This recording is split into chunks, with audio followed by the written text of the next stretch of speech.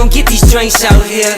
I got money, so they put it in the bag. I'm pulling off all the tags and pulling off in a jag. Fuck being broke, cause broke niggas is mad. Get a job with your broke ass and get it out the hoe's ass. I go fast when I'm riding through the city lights. I'm from the Bay, West Coast with your city like new Nikes, fresh jeans, and a snapback. Hey y'all, welcome back to my channel. I'm a vibe, you a vibe, we should vibe, so you should subscribe, okay? Now, y'all know what today is because y'all be checking y'all calendars, because I got y'all checking y'all calendars and y'all be waiting for these days. So y'all know what today is. It's Mini Monday, okay?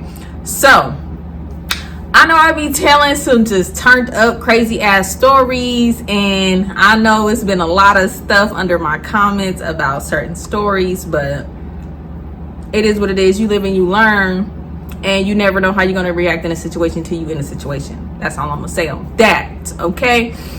So this story is going to be a little personal, okay? This little mini story, it's going to be a little personal, a little back history on me and things like that. So this ain't going to be one of them turned up crazy drama stories. It's going to be personal, very personal. But I'm doing like a quick overview of this because I'm not ready to talk about the whole situation just yet. I'm just gonna give y'all a little mini preview, and then in time I'll drop some more story times later. Okay y'all, so I had a really rocky childhood. A lot was going on between my parents. That's all I'm gonna say right now on that. And just, you know, a lot of things transpired. Now, I don't know the full details of what actually happened or how things actually transpired. I only can tell y'all from my perspective what I remember, how I recall the events. And yes, I can remember as far as freaking 3, 4, 5 years old. I know some people can't remember that far back, but I can. Okay, so basically my parents, they split ways. You know, they didn't want to deal with each other anymore. I'm the youngest of 4 from my mother. I do have a little brother from my dad, but you know, I don't, you know, y'all know how that could be. I'm not really close to him. I'm close to my other brothers and sisters by my mom. So, you know, like I said, long story short, my parents split. They went separate ways. Both my parents wasn't happy how each other was living. A lot of drama and things like that was going on. I can't tell y'all detail for detail. I mean, I can tell y'all some of the stuff from what each parents have told me, but you know, like I said, I was young. I really don't know. I couldn't really tell you. I can only tell y'all from my perspective. So, you know, at first we was primarily staying with my mom. Everything was going cool. My mom took very good care of us. My mom started dating this guy. My dad was not happy with it, and so one day, you know, he just told my mom he was going to come get us because we would go between my mom and dad's house. They at the time lived pretty close to each other. We would go in between their houses, and then all of a sudden I can remember is we was with my dad and we were on our way somewhere. We were on a big truck, a rig truck, and then we ended up in Texas, and then that's where we were for many years. We would come out here to California, and it's a lot of stuff that go into it. We would see my mom sometimes, but not really. I don't know really what was going on or the story behind that, but it would be brief. Sometimes we would be with my little brother's family, his mom and his sisters. And then at a certain time, we was just in Texas. You know, we just lived there. We didn't see our mother. We stayed with our grandma. My dad had went to jail, so we was just left to be with my grandma. Since my dad went to jail when he was in Texas, we were already in Texas. My grandmother was not nice. She was very mean. She was very evil. She did not like my mother, and she treated us as such. I don't want to go into full details on all of that yet. You know, just we didn't have a pleasant time. You know, we had aunties and uncles on my dad's side that lived out there. We would go visit them and that would be like our getaway, you know, peace of mind. We could be happy, we could be kids, you know, we didn't have to worry about, we couldn't go in the fridge, we couldn't eat what we wanted, we couldn't drink what we wanted. And granted, we're kids, you know, you don't eat and drink what you want, but just like the basics. Like, I don't never remember eating fruits or vegetables. Even though we had it, we couldn't eat it. We wasn't allowed to eat those type of things. We weren't allowed to drink juice. We wasn't allowed to really have milk. I never remember eating cereal unless, you know, we were at school. Where we lived in Texas, sometimes it would snow in the winter and we would have to walk to school in the snow. I remember walking to school many times in the snow. Now, our school wasn't far, but, you know, it was snowing. You know, it would be snow high enough to where, you know, it was going, my feet was sinking into the snow. So many years passed by, and eventually we came back to Texas. Me and my sister, we were with someone I don't know. They just put us in this truck, another big rig, and we were on our way back to Texas. It was like a few-day trip. All we ate was, we had a stick of salami, I think cheese, crackers, water, and that's all we had. And then we ended up getting back to California. We ended up being at one of my dad's family members' houses, and a really good cousin of mine on my dad's side knew we was there. She came over with her kids. We was close to, you know, the family.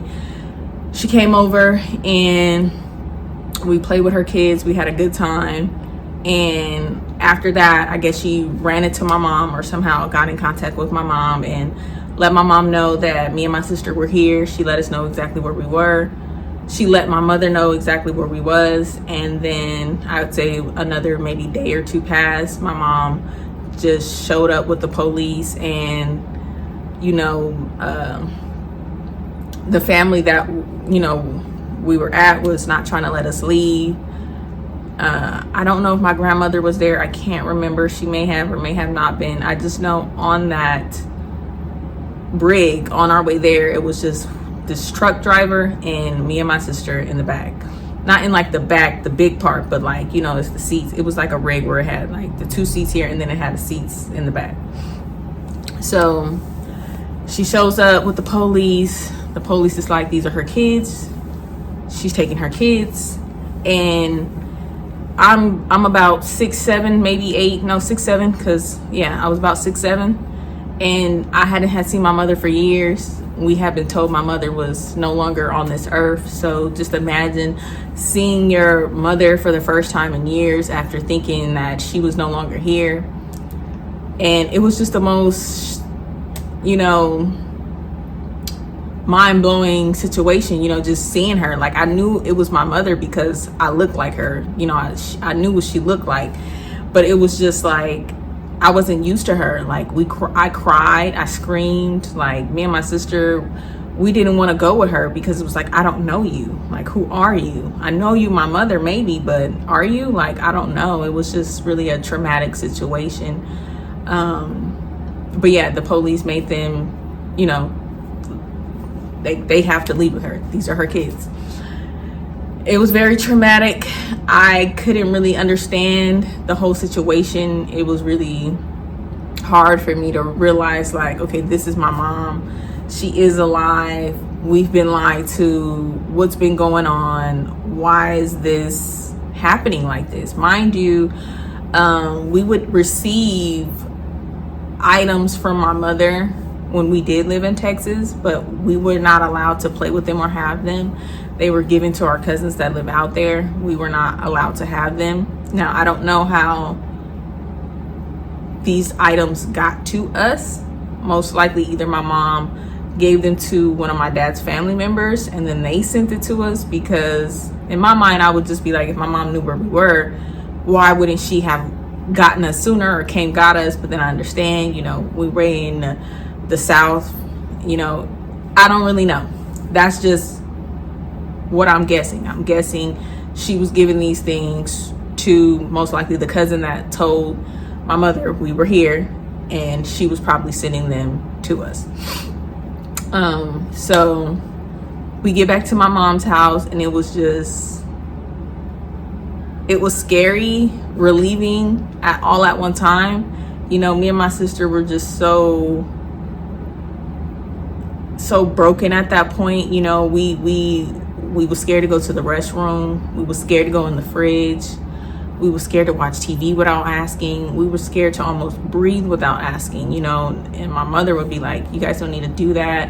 And it was just like, well, that's all we've known for years. You know, you're small. That's all we knew, was we had to ask before we did anything. We had to ask before we grabbed anything. We had to ask before we left a room. We had to ask before we got out of bed, could we do those things?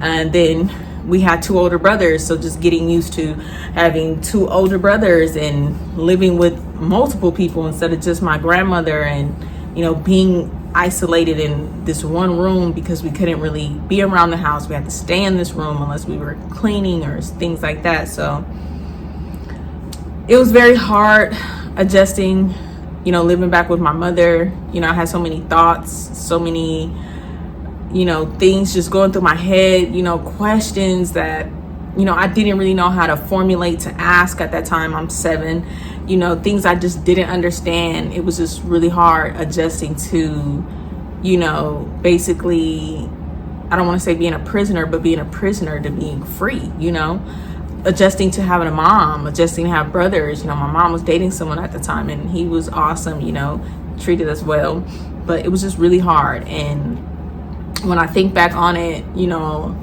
those events in my life really shaped me to the person that I am and why I do certain things I do, and the certain people I have in my life and I don't. You know, a few years ago, I just really started taking accountability now that I'm an adult, and was like, look, you cannot use this. You cannot hold on to this. You have to forgive your mom, your dad, your grandma, everyone in the situation, and heal from this trauma and become a better person, become a better mom for you and Dylan, because he deserves, you know, a healed mother, a happy mother, not hurting mother, you know. And it's really hard, and I'm still battling with many things from my past and growing up and things like that. But I know this is not a turned up story, and it's, you know, a little sad, but I kind of want to give you guys a little bit more idea of who I am and what I've been through, so that y'all can understand. I know what it is to be in a traumatic situation and go through really tough things in life, you know, and how your parents and the things they go through really affects you as a child. And if you don't get help, that it will carry on into your adult life. And if you don't acknowledge it and try to heal from it, it will affect you. It will make you be someone that you really not meant to be. You know, no one's perfect. You know, I don't, you know, hate my parents. I speak to both my parents. I don't speak to my grandmother. And I'm going to get into more details on that later down the line. But yeah, y'all. So all I want to say is, if you have children, please become the best version of you can for your children, for yourself. Heal from any childhood traumas or any traumas you've been through. Get the help you need. Speak to people. Talk to your kids. I mean, I'm not saying tell them all, you know, but, you know, talk to your kids. You know, ask them, do certain things you do hurt their feelings, or how does it make you feel? How does it make them feel? You know, get to really know your kids and not just do things for your kids. Really have a good relationship with your kids to where they feel comfortable talking to you and communicating with you. You know, after, you know, I got comfortable living with my mother and things like that after so many years, like, I could really tell my mom anything if I wanted to. You know, some things I didn't because I was wilding out in my preteens and teenage years. But for the most part, I would tell her a lot of things. And as I became an adult, like, I could tell my mom anything, literally anything. And she don't judge me. She gives me fair advice and loves me for me, no matter what I've been through or the mistakes I've made in my life. So that's it for that little mini story. I know it was a little downer, but, you know, I'll be telling all these juicy gal drama-filled stories. I thought I'd just, you know, give y'all a little something, set the tone a little different, and just give y'all more of a background on me and some of the things I've been through, so that y'all can understand. I know what it is like to be in a terrible situation and you're not being rescued, and how sometimes there are people there that see you and they know you're going through things, but they know they can't help you. So sometimes people don't say things because what could they really do to help you? You know what I'm saying? So sometimes it just be like that. It's life. You know, people are flawed. No one is perfect. And you never know how you would act or what you would do when you're in certain situations until you're in that situation. But y'all, stay tuned for tomorrow for my Tipsy Tuesday, y'all. I am pre-recording because my life is so busy now. I can only record on one day. That's it. So y'all gonna see me in this outfit for Tipsy Tuesday and Wasted Wednesday because I only got one day to record. It's not even a whole day. I only got a few hours to record and edit and stuff because I got tons of other things going on. But until next time, y'all, like, comment, share, subscribe if you want to. I'm a vibe, you a vibe, we should vibe. So you should what? Boop, subscribe. And I'm going to see y'all tomorrow on Tipsy Tuesday. Deuces.